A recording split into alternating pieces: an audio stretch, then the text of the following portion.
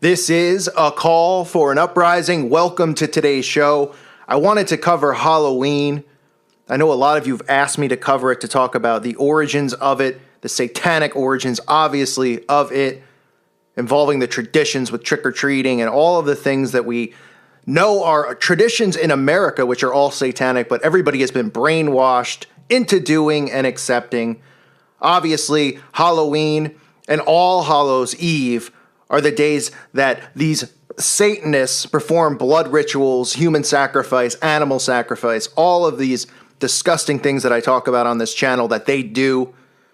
The holiday itself is known as Samhain, but it looks like it says Samhain, but it's Samhain. I'm going to say it just like that, Samhain.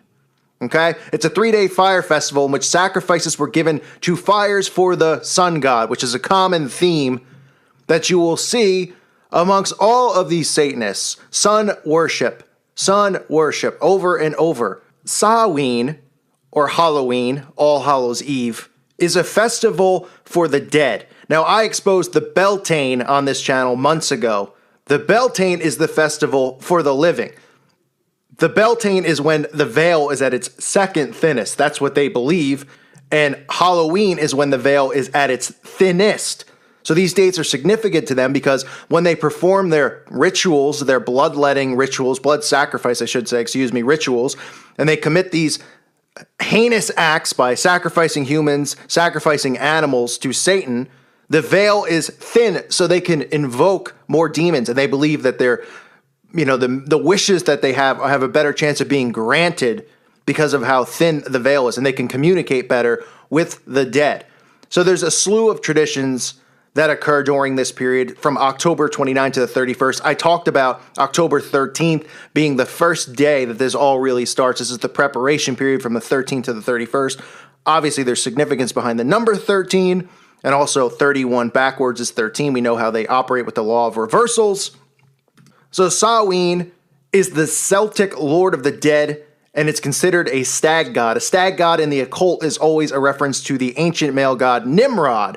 And if you don't remember, Nimrod is known in scripture for being the one who is really the leader of building the Tower of Babel. The Tower of Babel, which represents the New World Order. That is the reason that God divided the nations and changed up the languages. Nimrod was somebody who was working towards a New World Order. Thus, we see the worship of Nimrod all the time from these Satanists because they worship Nimrod. Now, he was depicted with one horn or multiple horns appearing as antlers, just like Moloch. We see the multiple horns on the head, not just of the Baphomet, who obviously has horns, but we see that even in American Horror Story, where I pointed out Lady Gaga's character with the horns on her head. Now, most of you know of Stonehenge, and if you actually see many Stonehenges around the world, we all know of the one infamous Stonehenge, but lots of towns actually have small replicas of this built. Now, this is where the Druids would go, and they would worship their quote-unquote stag god on the occultic holidays, such as the Beltane, such as Halloween and All Hallows Eve. They performed sacrifices at these sites. Ritual, barbaric sacrifices. Many of them are too graphic for me to speak of, but the sacrifices are known to involve the draining of blood and the taking out of organs from these people they sacrifice, and even the eating of the heart. Now, Druids would gather at Stonehenge on Samhain with gourds and pumpkins. So that's where the tie-in comes from, the gourds and pumpkins, which they used to call corpse candles. And they would fill them with human fat taken from previous sacrifices given to the gods. They'd also bring cauldrons and light them on fire as well, warming them up for the sacrificial ceremony that they would be performing. Now, the trick-or-treat and the knocking on the door and for trick-or-treat. Now, I've talked about it in other videos. There's multiple meanings behind it. But what the Druids would do is they would bang on the doors of local people, and they would yell trick-or-treat to see if the lord of the home or the lord of the manor would provide a treat. A treat would be one of the servants of the household to be given up for sacrifice on that night. Yes, this is how sick it is. The reward for the treat would be one of the pumpkins filled with human fat, and they would light it so that everyone within the house was protected from the demons that they were summoning on Samhain. If you didn't give up an offering, you would get a 6-pointed star inside of a circle, a hexagram painted with blood on your front door. This would be an attractive force for the demons, and the people inside would be plagued with the demonic curse during this period, which is the Samhain period, which is All Hallows Eve and Halloween leading up to November 1st and sunrise that day. Another theory is that people would leave treats of food and candies outside for the demonic spirits as they traveled the material world on Halloween Day, October 31st. The treats would keep the evil spirits at bay from plaguing the household. The human sacrifices would be gathered up and lined up as the druids would throw apples into the cauldrons and give the humans a chance to pull the apples out with their teeth, hence bobbing for apples, which is a famous tradition on Halloween, right? We hear about the bobbing for apples. Well, that's where it comes from. The cauldrons were boiling hot, and the people who got the apples with their teeth then had a chance to obtain freedom. Some went for the chance and could be burned with permanent damage to their eyes because of how hot the water was. And those who did not get the apple on the first try were beheaded immediately, while those who avoided the challenge will be sacrificed in a fiery death. So these are the things that go on with these Satanists. These are the traditions that we have in America specifically, because I've been in other countries and they do not celebrate Halloween. Some do, but it's really become this American tradition, and it's actually, Americans love Halloween, probably more so than any other of these pagan holidays. Americans are obsessed with it, and if you're someone who doesn't live in America, I'll tell you right now, people in this country are beyond obsessed with this holiday. Now, those who didn't get the apple, like I said, would be beheaded, but then the others would be taken to the Wicker Man. Now, I talked about the festival, the Burning Man festival that goes on out in the desert where they burn this giant Wicker Man. If you've ever seen the movie The Wicker Man, if you're old enough to watch it or see it, this is actually what they did. They would offer human sacrifices inside of this giant Wicker Man, and they would burn it, and it would be a sacrifice to the gods. And this again goes back to Nimrod. It goes back to Satanic worship. And the ceremony you see at the Burning Man is the exact same ceremony. It's a copy of it, even though people go there, they're oblivious to what's going on, and people think it's some type of artistic expression. Now, another one of the traditions on Halloween is dressing up in costumes. It used to be called guising.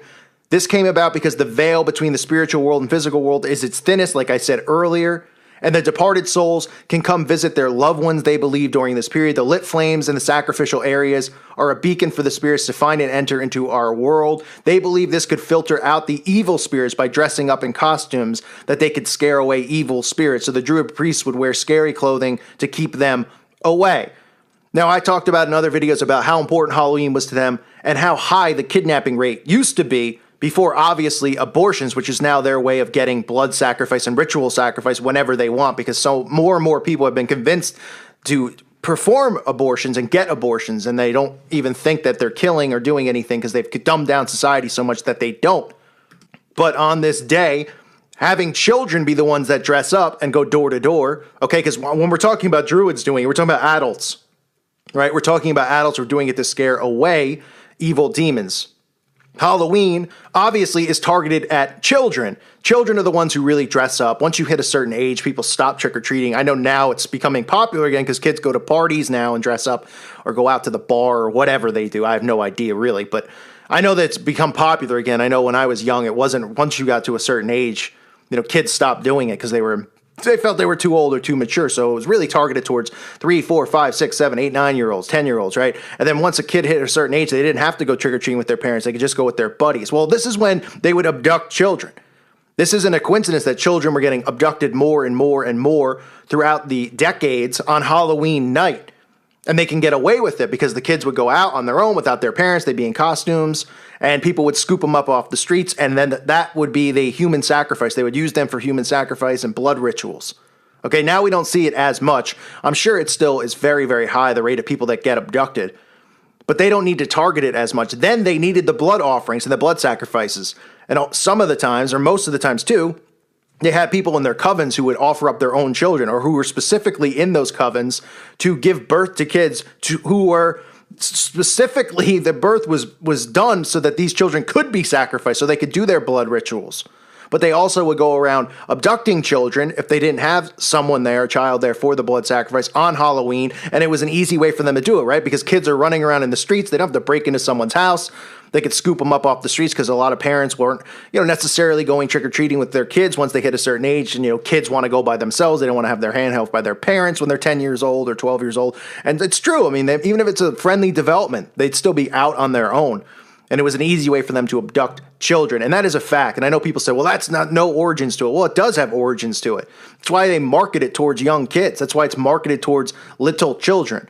And like I said, it's not as rampant as it used to be because of the abortion sacrifices. Then they could obtain their blood rituals through that now. And they don't have as much of a hard time of getting children to sacrifice. So these are some of the origins of Halloween. There's some theories about some other things that could be incorporated into it as far as the blood sacrifices, even going back to the Romans and what they would do during the Halloween period. But it's a day of blood ritual and blood sacrifice. It is when the veil is the thinnest.